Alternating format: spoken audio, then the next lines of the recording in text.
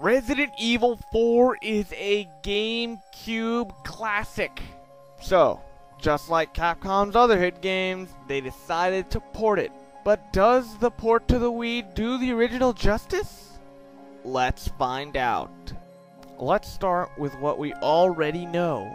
Resident Evil 4 is the 6th mainstream Resident Evil game, counting Code Veronica and Zero, and is easily the best in the series. However, this game is much more combat focused than its predecessors, which were much more focused on puzzles, exploration, and horror, kind of like a scary Zelda. There are several things about this game that are different from the last ones. First of all, there are no zombies. They have been replaced with people who have had parasitic organisms injected into their body.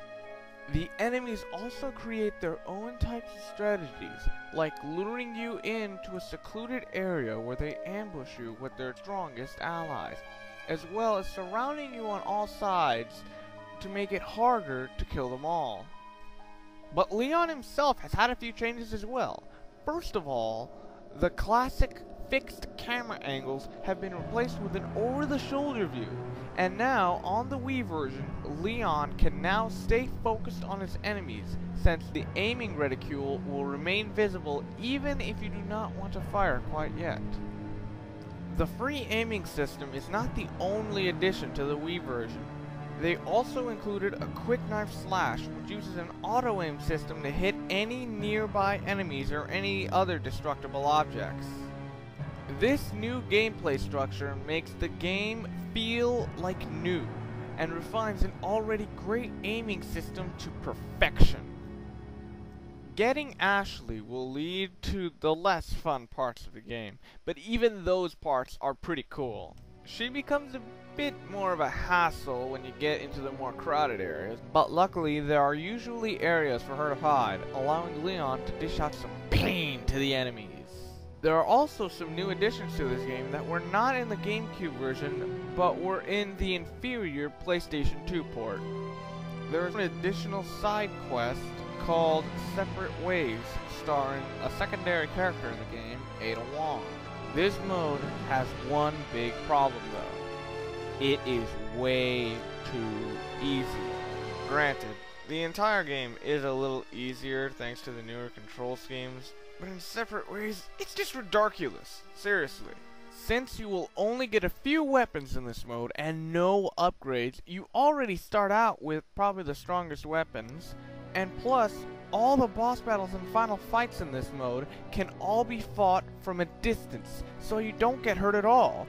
Seriously, I beat this mode entirely in 3 hours on my first try without getting killed once.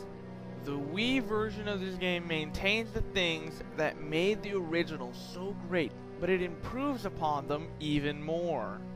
The pacing in this game remains well done, except for the Separate Ways mode, which is pretty imbalanced since the breaks are so short that you will start to get tired of constantly fighting random enemies. The Mercenaries mode has really improved for the better with this control scheme. The fast combat is perfect with the Wii controls because you can quickly aim and shoot. This game really gets its value for being fairly long for a shooter and taking an average person from 14 to 20 hours to beat in their first run, as well as 3 to 8 hours on Separate Ways, dozens of hours in Mercenaries, and hundreds, I ain't exaggerating folks, hundreds of hours replaying the game to get all the weapons, treasures, bottle caps, and whatever the hell other secrets Capcom decided to hide in this monstrous game. And you know what really makes this game a serious value? It's only $30! Only $30! Now, the graphics in this game are as good as they were on the GameCube, but even those were still top of the line for its time. And also the cinematics remain real-time, unlike the PS2 version, and even Separate Ways cutscenes are now real-time. The audio is just about the same as before, but the standards for sound haven't really been raised by anything. And aside from 1 or 2 moments of bad acting, The sound is absolutely awesome. This is a must-have Wii game, and if you have only played one version of Resident Evil 4, this is a great buy to either get new content or better controls.